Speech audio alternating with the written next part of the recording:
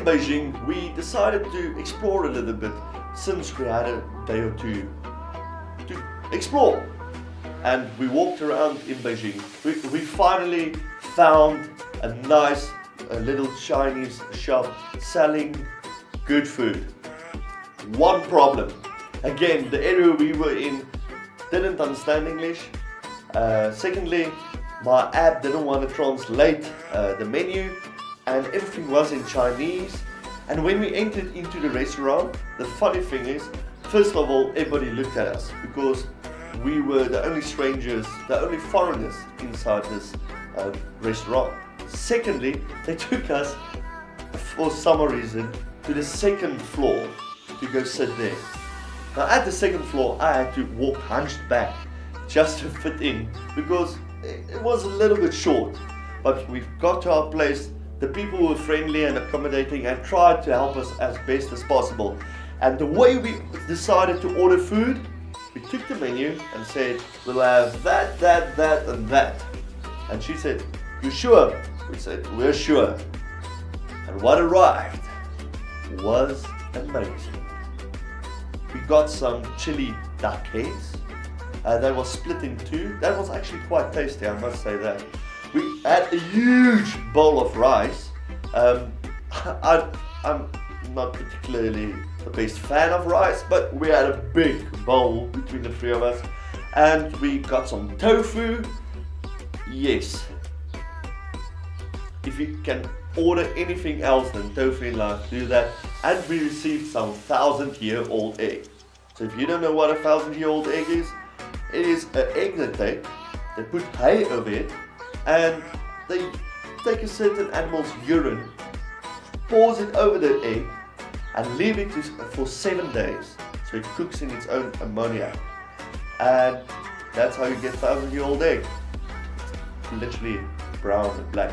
But it's a great delicatessen in countries of the East, in Eastern countries. So this meal we had was going to be our last meal before traveling to North Korea.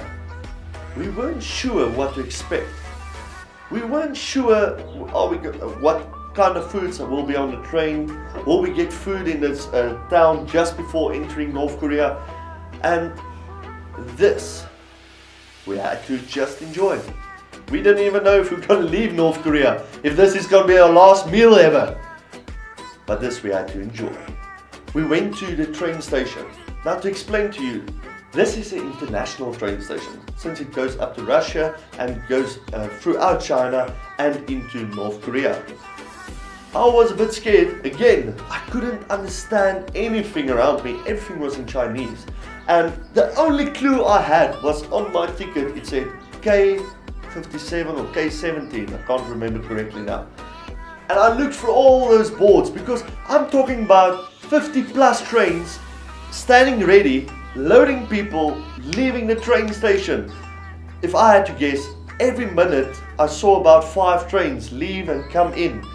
And I corresponded with one of the numbers there, and we went and stood in the line, and there was literally a countdown time, and it counted down, and it opened the doors, and it led us to a train. But as we arrived at the train, since we were going to North Korea and we were foreigners, they put us in a special little cabin so that we don't escape.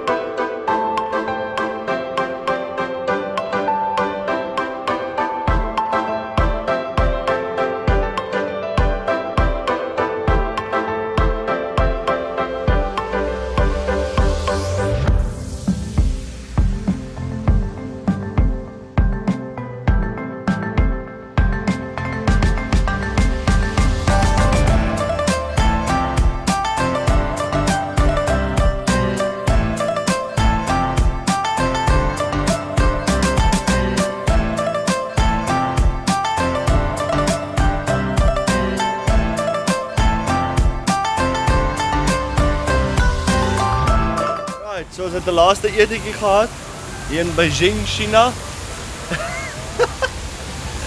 En ons gaan nou die taxi gaan ons nou enigtyd kan optel, so ons gaan gou ons klere en alles en dan gaan ons vir ons taxi wag. Maar vandag is die 20ste Augustus. Kyk dit. Dis kyk dit daar. Wat? En ons is terug. Alright, sy arm is daarmee gebreek. So ons het Kiko Ginger Day gevier hier so in Pyp. En wat? En wat? En wat? Praat. Wat is jou storie? In Beijing.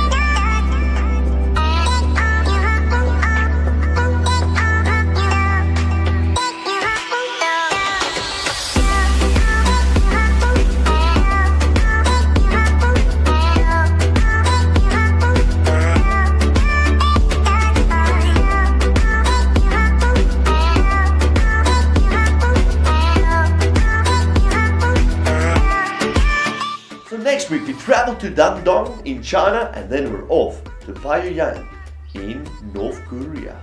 Remember to like this video, subscribe on this channel, press that little bell because you want to find out when the next video comes and you want to know what happened as we entered North Korea.